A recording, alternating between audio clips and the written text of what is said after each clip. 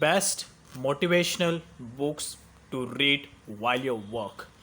तो यहाँ पर अगर आप सर्च कर रहे हैं कोई ऐसा बुक जो आपके माइंड के थिंकिंग प्रोसेस में, माइंड के इम्प्रूवमेंट में, आपके लाइफस्टाइल में, आपके फाइनेंशियल लाइफ में, आपके डेली रूटीन लाइफ में चेंजेस ला सके, तो यहाँ पर ये 3 बुक्स हैं जो आपके लाइफ में बहुत ही बड़ा इम्पैक्ट क्रिएट कर सकती है, वो भी पॉजिटिव इम्पैक्ट, और आपके माइंड से नेगेटिविटी को रिमूव कर सकती है। बिकॉज ये जो बुक्स है, इसे रीड करने के बाद आपका जो थिंकिंग प्रोसेस है वो पूरा चेंज हो जाएगा। आपका देखने का नज़रिया, लोगों को फील करने का नज़रिया वो पूरा चेंज हो जाएगा।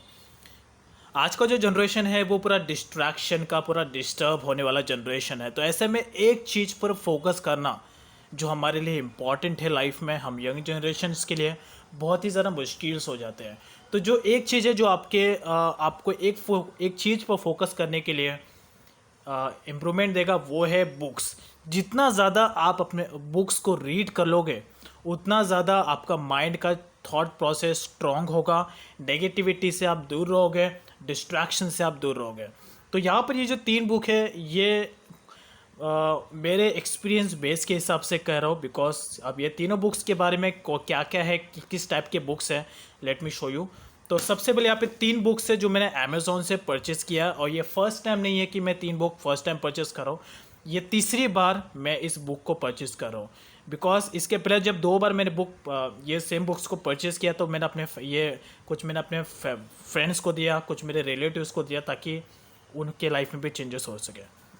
तो बुक्स मुझे बहुत ही ज़्यादा पसंद है रीड करना, बिकॉज ये मेरा थॉट प्रोसेस को चेंज करती है और थॉट प्रोसेस बढ़ाती है।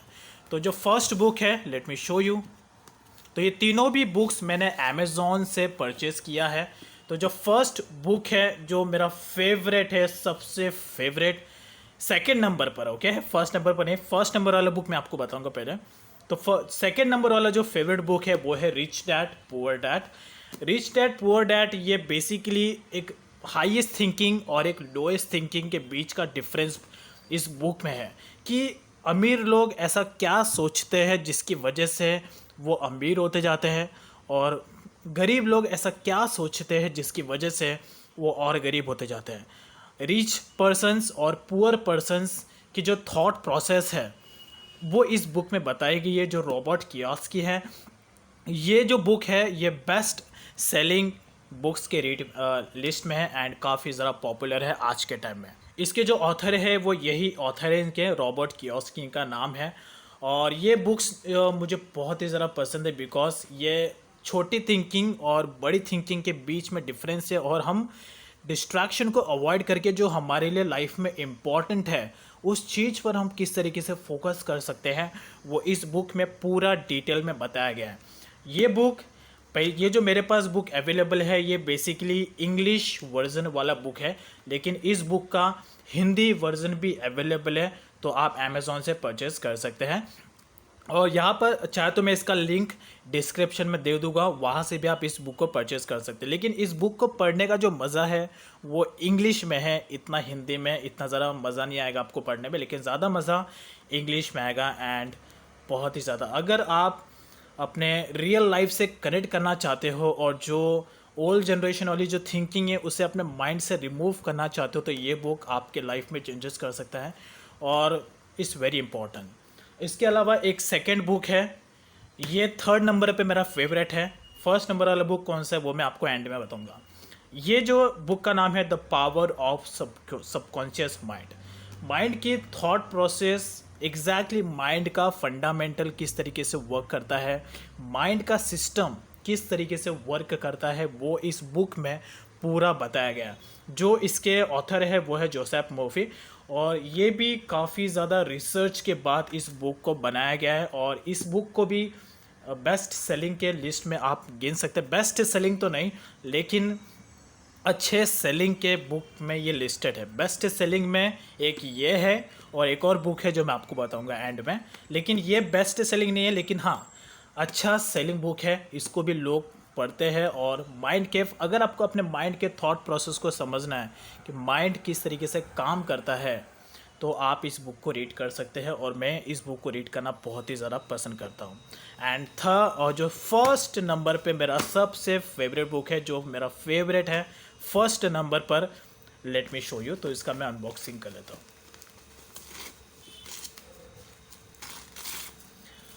3, 2, 1, दिस बुक। ये बुक मैंने अपनी लाइफ में फ़र्स्ट टाइम जो बुक रीड किया था वो यही बुक था। एंड इसको रीड करने के बाद मुझे बुक पढ़ना इतना पसंद आया कि मैं पढ़ता ही गया, और अभी भी मैं बुक्स को रीड करता ही हूँ। ये बुक्स ऑल इन वन है। इस बुक के जो ऑथर है वो है नेपोलियन हिल, और इस बुक के बारे में आप अगर आप यूट्यूब पे सर्च करोगे तो आपको बहुत सारी वीडियोस मिल जाएगी। स्पेशली अगर आप संदेश महेश्वरी के बारे में भी जानते हो तो उन्होंने भी इस बुक के बारे में बताया है, because it's very worth it book. अब यहाँ पर इस बुक की जो रियल कहानी है, जो ऑथर है नेपोलियन हिल, इन्होंने जो ओल्ड जनरेशन के जितने भी सारे एंटरप्रेन्योर्स थे, जितने भी सारे बिजनेस ओनर्स थे, professional business owners, more than 500 business owners जो अपने हार्ड वर्किंग के थ्रू बिजनेसमैन बने, जो जिनके लाइफ में बहुत सारी प्रॉब्लम्स आई, उनके पर्सनली बेसिस पे उनका इंटरव्यू लिया। एंड 500 एंटरप्रेन्योर्स जो बिजनेस ओनर्स थे, उनका इंटरव्यू लेने के बाद इस बुक को बनाया गया था रिसर्च के बाद। यानी कि इस बुक को ऑलमोस्ट बनाने के लिए रिसर्च करने में आई थिंक 20 से 25 साल लगे थे नेपोलियन हिल को, आई गेस, मेरे हिसाब से अप्रॉक्सीमेटली कह रहा हूँ, बट 20 से 25 साल लगे कि ये इस बुक को बनाने में लगा था, बिकॉज रिसर्च में इतना टाइम लगा था इस बुक को बनाने में। ये बुक्स भी हिंदी में भी अवेलेबल है, लेकिन पढ़ने का जो मेन मज़ा है वो इंग्लिश में है। इस बुक को रीड करने के बाद आपको बाकी बुक्स को भी रीड करने की हैबिट हो जाएगी। It's very worth it book. और इसमें मोस्टली केसेस में जो भी एंटरप्रेन्योर्स थे जिन्होंने अपने लाइफ में मिस्टेक्स की, तो वो मिस्टेक को आप अवॉइड कर सकते हो अगर आप एक नॉर्मल पर्सन भी हो तो। बेसिकली इस बुक को रीड करने के बाद आपका जो थॉट प्रोसेस है वो बिजनेस मैन का हो जाएगा। मोस्टली केसेस में हमें स्कूलों में यही सिखाया जाता है कि जॉब कैसे करना है, राइट, लेकिन मोस्टली स्कूल में ये नहीं बताया जाता है कि बिजनेस कैसे करना है। तो ये बहुत ही ज़्यादा इंपॉर्टेंट है आज के लाइफ से। जॉब इट्स नॉट यार, इट्स नॉट एवरीथिंग। जॉब से आप फाइनेंशियली फ्री नहीं हो पाओगे लाइफ टाइम तक। हाँ, एक लिमिटेड लाइफस्टाइल आप रह पाओगे, मंथली सैलरी आ जाएगी 50-60,000, बट वो इनफ नहीं है आज के टाइम में। इवन लाख रुपीज़ भी इनफ नहीं है। अगर आपकी सैलरी मंथली 1 लाख भी होती है तो आप क्या जी रहोगे? आप आउट ऑफ ट्रैवल नहीं कर पाओगे, एक लिमिटेड लाइफस्टाइल ही जी पाओगे, लेकिन लाइफ टाइम तक फाइनेंशियली फ्री नहीं रह पाओगे। तो फाइनेंशियली फ्री होने के लिए आपका माइंड का जो प्रोसेस है, थिंकिंग प्रोसेस है, वो ज़्यादा होना चाहिए, वो आउट ऑफ द बॉक्स होना चाहिए। अगर आप अंडर द बॉक्स सोचोगे तो आप लिमिटेड लाइफस्टाइल ही जियोगे। अगर आप आउट ऑफ बॉक्स सोचना चाहते हो और एक बिजनेस माइंड का थिंकिंग अपने माइंड को डेवलप करना चाहते हो, तो ये बुक आपके लाइफ में इम्प्रूवमेंट लाएगी। ला सकती नहीं है, लाएगी 101%, बिकॉज ये मेरे एक्सपीरियंस बेस के हिसाब से कह रहा हूँ मैं। सबसे पहला जो बुक मैंने अपने लाइफ में रीड किया था वो यही बुक था। एंड इस बुक को रीड करने के बाद मुझे बुक पढ़ने की हैबिट हुई।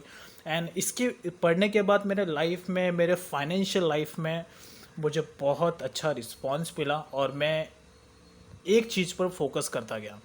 प्रीवियसली मैं भी एक तरीके से नॉर्मल पर्सन था, यहाँ वहाँ भटकते रहता था, काम पे फोकस नहीं करता था, घूमने फिरने में अपना टाइम बेकार करता था। बट सडनली मेरे एक मेरे ऑथर हैं, एक मेरे मेंटोर है, जिन्होंने मुझे एडवाइस दिया इस बुक के बारे में।